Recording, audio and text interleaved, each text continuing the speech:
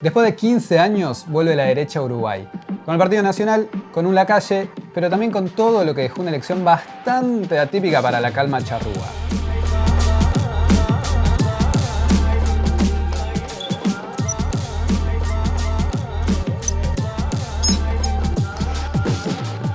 Después de 15 años y 3 presidencias del Frente Amplio, el Partido Nacional, o también Partido Blanco, vuelve a gobernar con Luis Lacalle Pou, hijo del último presidente que tuvo este partido en el Uruguay antes de que llegue la izquierda. Pero Lacalle no viene solo, porque después de una elección general en la que apenas pasó el 28% de los votos y quedó a 10 puntos del Frente Amplio, terminó cerrando para el balotaje con 4 de los partidos que le siguieron en las urnas y armando una coalición multicolor. Porque la unión hace la fuerza. Llegué por el Partido Nacional, pero ahora nos convertimos en una fórmula que representa a 5 partidos políticos. A este barco multicolor se sumaron el Colorado, el Independiente, el de la Gente y Cabildo Abierto. Juntos, después de las elecciones generales, sumaron el 53% de los votos, 54 de las 99 bancas en la Cámara de Representantes y 17 de 30 asientos en el Senado.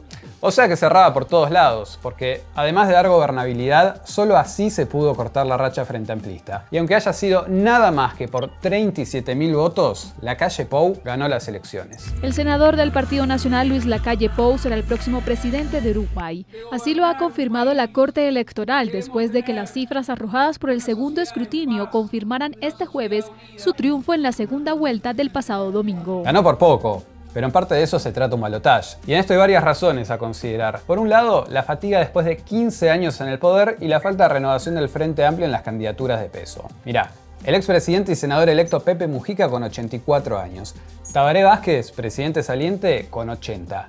Y Danilo Astori, cabeza de la economía charrúa con 79, lo ponen en evidencia. El Frente Amplio se da también con una reforma educativa fallida, un sostenido de déficit fiscal atado al funcionamiento del Estado y la incapacidad de dar respuesta a los altos costos de vida por un lado y la posibilidad de inserción laboral en los jóvenes por el otro. Pero la clave en estas elecciones pasó por la agenda de seguridad. Al aumento de los robos, en el 2018 Uruguay tuvo un pico de 414 asesinatos, siendo una de las tasas de homicidio más altas en la región. Un número bastante bajo si lo comparamos con los 12.130 de ese año en Colombia o los 35.964 en México. Entonces, inseguridad, miedo y violencia, 3 claves que fueron tierra fértil para que el discurso de Lacalle Pou floreciera. El 2 de marzo, tempranito en la mañana, mate mediante, allí vamos a tener a los 19 jefes de policía del país para darle instrucciones claras de que se terminó el recreo.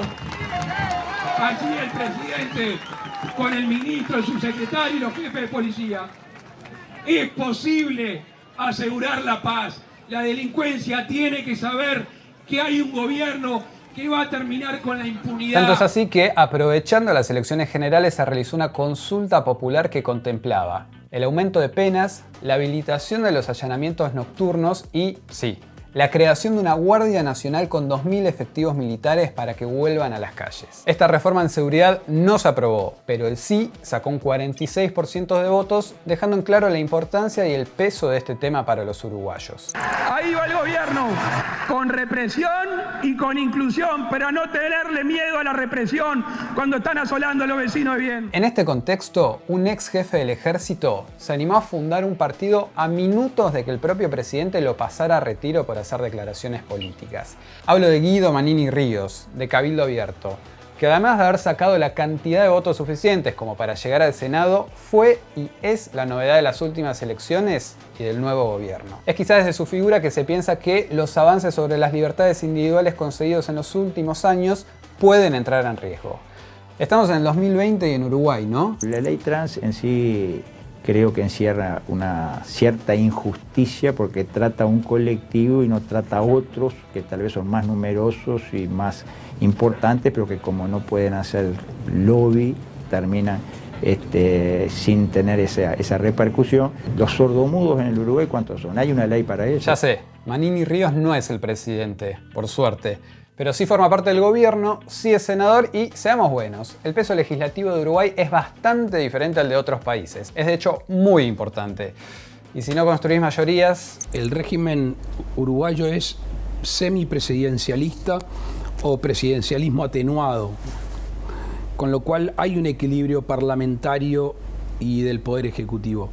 Ahora, si no tenés mayoría parlamentaria, está frito. No se trata de crear cucos, sino de ver qué tan sólida va a ser la coalición multicolor. Si fue una alianza electoral y nada más, o se trata de un bloque de gobierno que va a actuar en esa línea. Porque seguramente ya sepas que, con el Frente Amplio en el gobierno, Uruguay fue, dentro de América Latina, un país pionero en conquista de derechos. Despenalización y legalización del aborto, legalización y regulación de la marihuana, matrimonio igualitario y la sanción de una ley integral para personas trans, entre otras políticas. Pero, por ejemplo, ¿qué piensa el presidente sobre el aborto? Yo voté 3 veces en contra de la ley de aborto por cuestiones filosóficas que obviamente tienen un componente religioso, tiene un componente constitucional, legal, demográfico. Entonces, de vuelta, las decisiones en Uruguay no son tan unilaterales como pueden serlo en Argentina, pero es innegable que la postura del presidente no es menor en temas tan importantes. Acá, si llegan a haber reformas, van a pasar por la negociación parlamentaria, y la realidad es que después de las elecciones esta facultad la va a tener un legislativo que decididamente se movió a la derecha. La duda pasa por si Uruguay va a seguir la tendencia de la región y, en caso de hacerlo, si va a conservar los rasgos propios de un país que tiende a seguir estos procesos, pero de manera más gradual. Cosas que se han dado en otros lugares de América Latina, en Uruguay, si se dan de manera mucho más gradual. Por ejemplo, el factor religioso. Por supuesto que hay neopentecostales, pero la matriz laica uruguaya incluso prevalece adentro de los partidos tradicionales. Tampoco uno puede decir el factor corrupción. Bueno, a la izquierda no se le ha aprobado.